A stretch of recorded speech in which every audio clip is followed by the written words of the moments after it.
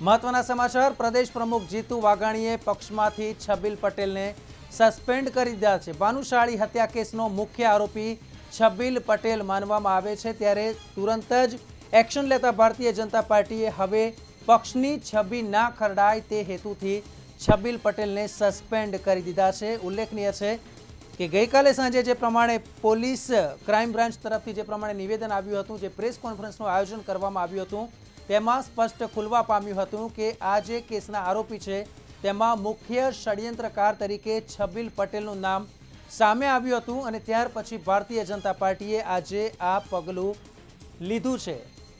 महत्वपूर्ण है कि सीडी कांडना कारणे जयंती भानुशाळीनी हत्या करवामां आवी होय तेवुं पण सामे आव्युं हतुं। एटલું જ નહીં, परंतु सीआईडी क्राइमने 3 आरोपीओनी धरपकड़ पण करी हती। त्यारे जे प्रमाणे समाचार सामे आवी रह्या छे, महत्वपूर्ण है कि सुरजीत भाऊ जे पण मुख्य आरोपी गणवामां आवे छे तेनी जो बात करवामां आवे तो सुरजीत भाऊ छे ते पण हत्या केसमां सामेल होवानुं खुलवा पाम्युं छे। जे प्रमाणे आ दृश्यो आप जोई रह्या छो कि जेमां छबील पटेलनी जो बात करवामां आवे तो ते जे प्रमाणे छबील पटेल आपणे कही शकाय कि ढीचकाव ढीचकाव करीने जे इशारा करी रह्यो छे ने ते क्यांक संकेत आपतो होय कि हवे जयंती भानुशाळीनुं मर्डर करवामां आवशे तेवुं स्पष्ट लागतुं हतुं अने ते ज बाबतने ध्यानमां लईने छबील पटेल छे ते शंकाना दायरामां आवी गयो हतो। पोलीसे पण खास करीने तेनी जे गतिविधि छे तेना उपर नजर बिछावी हती अने आखरे जे प्रमाणे महत्वपूर्ण कही शकाय कि आरोपी तरीके छबील पटेलनुं पण नाम सामे आव्युं छे। छबील पटेल हवे हत्यामां सामेल छे तेवुं स्पष्ट थई गयुं छे। त्यारे आ ज बाबतने लईने हवे जो बात करवामां आवे तो प्रदेश प्रमुख जीतू वाघाणीए पक्षमांथी छबील पटेलने सस्पेन्ड करी दीधा छे। त्यारे आज अंगे बात करवामां आवे तो कोंग्रेस तरफथी प्रवक्ता मनीष दोशी आपणी साथे फोन लाइन पर जोड़ाया छे। मनीषभाई, महत्वपूर्ण है कि गई काले जे पोलीस तरफथी जे प्रेस कॉन्फरन्स करवामां आवी तेमां स्पष्ट थयुं हतुं कि छबील पटेल छे ते पण दोषित छे अने आजे भारतीय जनता पार्टीए तेओने तमाम पद उपरथी दूर कर्या छे, सस्पेन्ड करी दीधा छे। सौप्रथम आपनी प्रतिक्रिया। भारतीय जनता पार्टीना पूर्व धारासभ्य, कच्छना अग्रणी અને ભારત સરકારમાં સ્ટીલ મંત્રાલયમાં જવાબદારી સંભાળતા જયંતિભાઈ ભાનુશાળીની રાજકીય હત્યા થઈ તેવું અમે પ્રથમથી કહેતા હતા। કોંગ્રેસ પક્ષે ત્યારે પણ કીધેલું કે ગુજરાત સલામત નહીં, ગુલબાગો વ્યક્તિ ભારત જી સ્વર્ગસ્થ હરેનભાઈ પંડ્યા ગૃહમંત્રી તરીકે જવાબદારી સંભાળી ચૂક્યા હતા। એમની નિર્મમ હત્યા થઈ, આજ દિન સુધી સાચા હત્યારા કોણ ખબર નથી પડી અને જયંતિભાઈ ભાનુશાળીમાં પણ અત્યારે હજી પોલીસે આટલી મોટી પત્રકાર પરિષદ કરી પણ હજી સુધી પોલીસ એ નથી કહી શકી કે આમાં સાચું શું છે। હું મંતવ્યના માધ્યમથી એ પણ કહેવા માંગુ છું કે ભારતીય જનતા પાર્ટીના ચાવવાના દેખાવાના જુદા છે।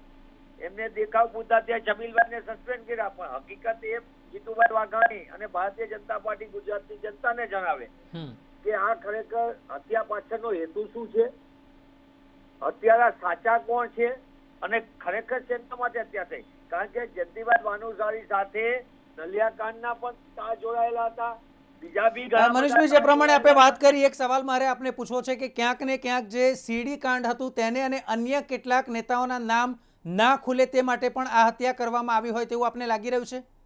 નહીં, ગુજરાત એ જાણવા માંગે છે નલિયાકાંડની અંદર પછી કચ્છની અંદર મીઠી ખારેકના લાભાર્થી કોણ કોણ હતા, આ બધા પ્રશ્નો ગુજરાતની જનતાની જનતા જાણવા માંગે છે।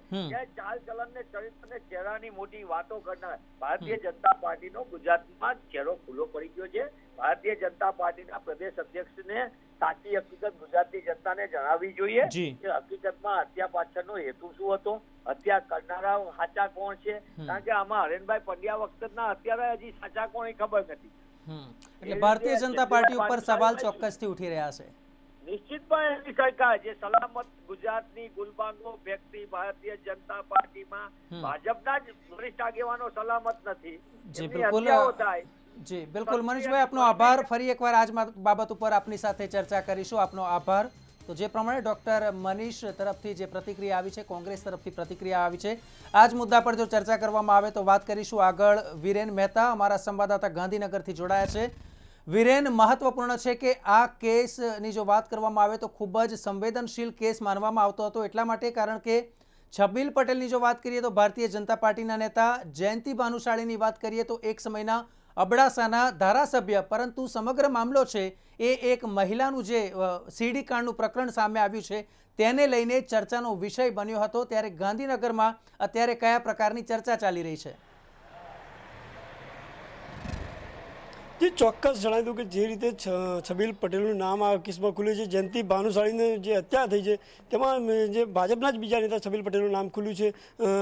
વાત કરવામાં આવે તો જે જયંતિ ભાનુશાળી જે અબડાસાના ધારાસભ્ય રહી ચૂક્યા છે, પ્રદેશ ઉપાધ્યક્ષ તરીકે રહી ચૂક્યા છે, ભાજપનું ખૂબ મોટું માથું ગણાય છે અને તેમની હત્યા એક ચર્ચાસ્પદ મુદ્દો છે, હાઈ પ્રોફાઇલ આ કેસ છે, જેમાં એક ભૂતકાળમાં જે સીડી કાંડ બહાર આવ્યો હતો, જે મનીષા ગોસ્વામીનું નામ આવ્યું હતું, તેનું પણ નામ આ કેસમાં ચર્ચામાં આવ્યું છે। ત્યારે આ ખૂબ જ રાજ્યમાં એક રાજકીય નેતાની હત્યા થઈને તે પણ એક સેક્સ કાંડ વિશે જે વાત બહાર આવી છે તે એટલે ખૂબ જ ચર્ચાકીય અહીંયા ગાંધીનગરમાં ગરમ માહોલ જોવા મળી રહ્યો છે। અને ખાસ જોવામાં આવે તો જે રીતે ભારતીય જનતા પાર્ટીના જે પ્રદેશ અધ્યક્ષ છે તેમણે પણ સસ્પેન્ડ કરવાની વાત કરવામાં આવી છે। જી વીરેન, મહત્વની બાબત છે કે જે પ્રમાણે જીતુ વાઘાણી તરફથી જે એક્શન લેવામાં આવ્યું ને તાત્કાલિક ધોરણે હવે જ્યારે સસ્પેન્ડ કરવામાં આવ્યા છે એટલે કહી શકાય કે ક્યાંક હવે પાર્ટી આ વ્યક્તિથી સીધો જ છેડો ફાડી રહી છે। જે ચોક્કસ છબીલ પટેલનું નામ આવતા ભારતીય જનતા પાર્ટીના નેતાઓએ તેને દરકિનાર કરી દીધો છે અને પ્રદેશ અધ્યક્ષ તરફથી પણ તેમને છબીલ પટેલને જે સસ્પેન્ડ કરવાની કાર્યવાહી તાત્કાલિક કરવામાં આવી છે અને એવું કહી શકાય કે ભારતીય જનતા પાર્ટીના હવે કોઈ પણ નેતા તેની સાથે મતલબ રાજકીય સંબંધ નહીં રાખે અને તેને દરકિનાર કરી દેશે। અને આપ જોવા જઈએ તો છબીલ પટેલ પણ હાલ ગુજરાતમાં કે ભારતમાં નથી, તેઓ પણ દેશ છોડી ચૂક્યા છે અને હવે ક્યારે તેઓ પાછા આવે તે પણ નક્કી નથી। જી બિલકુલ, આ પગલાંને લઈને જો વાત કરવામાં આવે, જે પ્રમાણે છબીલ પટેલની વાત કરીએ, અત્યારે તેઓ મસ્કદમાં હાજર છે તેવું પણ એક ખુલવા પામ્યું છે, ઓમાન ખાતે હાજર છે। ત્યારે એક સવાલ એ પણ છે કે લાગે છે કે હવે કોંગ્રેસને એક મજબૂત પાસું મળી ગયું તો ભારતીય જનતા પાર્ટી બેકફૂટ પર આવી ગઈ છે। જે ચોક્કસ એવું કહી શકાય કે છેલ્લા ઘણા સમયથી આપણે જોઈ રહ્યા છીએ જે રીતે ભારતીય જનતા પાર્ટીના ઘણા નેતાઓને આવી રીતે નામ ખુલી રહ્યા છે, ત્યારે કોંગ્રેસને એક એવો દાવ મળી રહ્યો છે। ચૂંટણી નજીક આવે ત્યારે કોંગ્રેસ એવું કહી શકે કે ભારતીય જનતા પાર્ટીના નેતાઓ પણ ખરડાયેલી છબીવાળા છે તે જોવામાં આવી રહ્યું છે અને ક્યાંક ને ક્યાંક કોંગ્રેસને હાલ ચૂંટણી વખતે જે આ મામલો મળી ગયો છે તે ખૂબ જ ચર્ચાસ્પદ રહેશે અને જો કોંગ્રેસને ફાયદો ઉઠાવતા આવડે તો ભાજપ ચોક્કસ બેકફૂટ પર દેખાશે। જી બિલકુલ, કહી શકાય કે જે મનીષા ગોસ્વામીનું નામ ઉછળ્યું હતું, જે પ્રમાણે વાપી ખાતે તપાસ કરવામાં આવી હતી અને હવે ગઈકાલે જે પ્રમાણે એડિશનલ ડીજીપી તરફથી કન્ફર્મ થયું કે મનીષા પણ તેમાં સામેલ છે, સુરજીત ભાવનું પણ નામ સામેલ છે, તો આ મુદ્દાને લઈને કોઈ ચર્ચા અત્યારે ગાંધીનગરમાં જોવા મળી રહી છે કે કેમ? હાલ જો વાત કરવામાં આવે તો જે રીતે ગઈકાલે જે પોલીસ ભવનમાં પ્રેસ કરવામાં આવી હતી અને તેમાં મનીષા ગોસ્વામીનું નામ પણ આવ્યું હતું કે જે 2 જાન્યુઆરીએ છબીલ પટેલ ભારત છોડી ગયા હતા અને 3 જાન્યુઆરીએ મુંબઈથી મનીષા કચ્છ ખાતે આવી હતી અને જે આરોપીઓ છે તેમને રહેવાની અને બીજી બધી વ્યવસ્થા કરી આપી હતી તેની જવાબદારી મનીષાને આપવામાં આવી હતી તેવું ગઈકાલે પોલીસ પ્રેસ કોન્ફરન્સમાં જણાવવામાં આવ્યું હતું અને ત્યારબાદ મનીષા એવું કહી શકાય કે મનીષાનો પણ એટલો જ હાથ છે જેટલો છબીલ પટેલનો છે અને જે પોલીસના જણાવ્યા અનુસાર મનીષા પણ એટલી જ આરોપી છે, પરંતુ હાલ ક્યાં છે તે પોલીસ તપાસ ચાલી રહી છે। જી બિલકુલ વીરેન, જે પ્રમાણે ગાંધીનગરની જો અત્યારે વાત કરીએ તો ચર્ચામાં ખાસ કરીને કોંગ્રેસ પક્ષ છે તે આ મુદ્દાને લઈને જો વાત કરવામાં આવે તો ક્યાંક ગેલમાં આવી ગયો હોય તેવું પણ ચોક્કસથી કહી શકાય। કોંગ્રેસના ખેમામાં અત્યારે માહોલ કેવો છે આ મુદ્દાને લઈને?